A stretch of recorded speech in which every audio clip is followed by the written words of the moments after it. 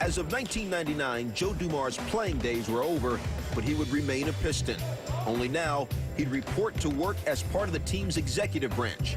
In June of 2000, owner Bill Davidson, looking to turn his team around, named Joe the Pistons' president of basketball operations. The last year of my career, Mr. Davidson, Bill Davidson, came to me and talked to me about staying on and being a part of the organization and going into the future, and kind of what he'd like to see me do here. And so it kind of, going into that last year, I knew pretty much that that the opportunity for me to stay here and move on into the front office was there. You have to have good people, and right now we really have the best people we've ever had. And with Joe running it and Joe making the selections, we've improved a tremendous amount.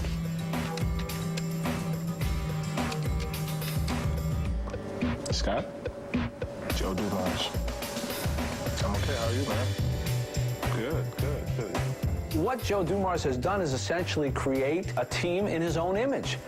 This year's team, last year's overachieving team.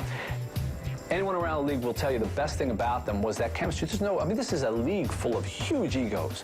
Do you ever hear a peep about that on the Pistons? I mean, it would be hard for me to go out and get guys who just kind of didn't have my approach and my beliefs and how I would get things done. That guy, whoever he is who comes here with us now, he's going to have that approach. I mean, he's going to have that, hey, you know, when the chips are down, I'm going to be here. And, you know, you see guys like Ben Wallace and Chauncey Billups and Corliss Williamson and all these guys, man, they exhibit that. And, I make no apologies about it. Those are the type of guys I want. This is the board that I stare at all day long, and it never changes. I stare at this board all day, and it's just the roster of every team in the league. It's good to be able to look up here and see, at a moment's notice, everybody else's roster and maybe who's available.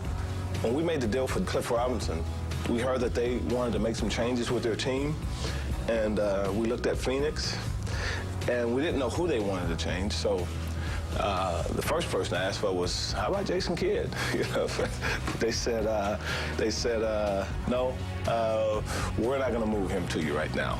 And then they said, you know what, but we would be interested in maybe doing something with Cliff Robinson. I said, okay. I tried that cool, like it was no big deal, but I was like, yeah. So, you know, that's what this board does. It allows you to look at teams, and I'm telling you, there have been times I looked at this board and like picked up the phone immediately and called the team and say, what do you guys think about this guy you have? And so, although I stare at it all day long, and it doesn't change, I try to change it, you know. Well, I got traded from Sacramento, and obviously I wasn't real happy about it. And Joe called me, he just said, hey, you know, I understand where you're at, I understand what's going on, but I handpicked you because I want you here. And, you know, there's a lot of guys that we could have brought in here, but I specifically said I wanted you. And for him, for the respect I have for him, he's made the transition for me easy. I mean, he's the guy that I really play for.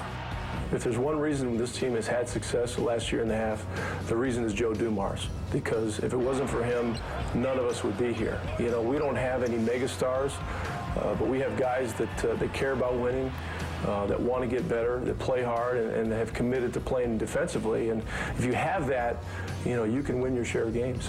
First and foremost, he was the thing that attracted me to this town, to the city, you know, to this team. There's a lot of teams that gave up on me over the years. There's a lot of teams that gave up on Ben Wallace over the years, Corliss Williamson, Chuck. Yeah, I mean, it's just, you can just go down the line, you know. And for him to have that confidence in us as players, you know, that really helps us as players, our confidence out, you know, to go out there and work hard for him every day. Most of the time when I'm in here like this. I'm in with all the lights off, and I just stand and watch. And the reason I do that is because I don't like the idea of having the players feel like I'm standing over them all the time. But I do want to see what's going on. So the best way for me to do it is to come in, turn off all my lights, and stand here and watch practice. And now I can get what I need out of it to watch and see what they're doing, and they can do their thing without having me kind of like right there on top of everybody. So everybody says I'm trying to be the godfather with the lights down low and all, but actually I'm just trying to stay out of everybody's way. You know, 10 years ago, I could not have imagined sitting in here while that was going on. I was in the midst of playing. And so the idea of sitting in here 10 years ago while that was going on, it was not even a thought. Now, the idea of being out there running around and doing that is about as far out of reach for me as possible. He's been in the trenches. He's been on a team that lost in the first round of the playoffs. He's been in a team that's won it all. He's been on every hill and valley the Detroit Pistons ever had since 1985. So he's almost, in 2 years, it's going to be 20 years Joe being there. He knows what it takes, and he's a very, very, very strong thinker. He knows it all. I think he's doing a great job. I mean, I think he analyzes a lot of his decisions. I don't think anything is rushed. That's not his MO. His MO is that he's very patient. He's very thoughtful. And you need to utilize those types of emotions when you're trying to make decisions that's going to benefit long-term a big franchise such as Detroit. I think they have a great chance of building that franchise back to a championship team. Everything that we stood for, the tradition that we fought so hard to build, I thought for a couple of years they wanted to get away from that. Now that Joe's back in place and they've come back to that, I think they stand for the things that we were all about, and I think therein lies the success, and I think you can attribute all of that to Joe Dumars. In Joe D's first year at the helm, he traded the team's biggest star, Grant Hill, to Orlando for Chucky Atkins and Ben Wallace. In that first rebuilding season, the Pistons went 32-50. Then Joe brought in Rick Carlisle as head coach and worked a deal to bring Corliss Williamson to the club. The result? Well, only a complete turnaround. Last year's team won 52 games, clinched Detroit's first Central Division title since 1990, and reached the second round of the playoffs for the first time since '91. Carlisle was named the NBA's Coach of the Year, Wallace the Defensive Player of the Year, and Williamson the Sixth Man of the Year. In short, Joe's moves as president of the team's operations have basketball aficionados everywhere shouting, "Hail to the Pistons chief."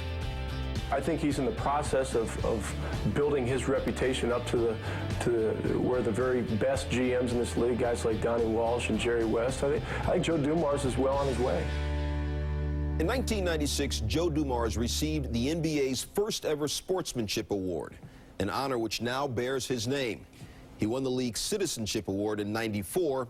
He was the Finals MVP in 1989, a four-time selection to the NBA's All-Defensive Team, a six-time All-Star, and now it looks like the NBA's Executive of the Year award is in his future. His Pistons, well, they're going strong. Midway through this season, they're in second place in the Central Division with recent blowouts of Eastern Conference rival Boston and New Jersey to their credit. To Joe Dumars' credit, he's never been one to sing his own praises. It's been our privilege over the past hour to do it for him. I'm Stuart Scott. Thanks for watching. We leave you now with some thoughts from the man himself on how he would like to be remembered. I guess if there's one thing that I would want people to say about me is, again, I'll finish up by going back to my mother and father, is that he carried himself with a whole lot of humility. And that's it. That I carried myself with a whole lot of humility. That would probably mean the most to me.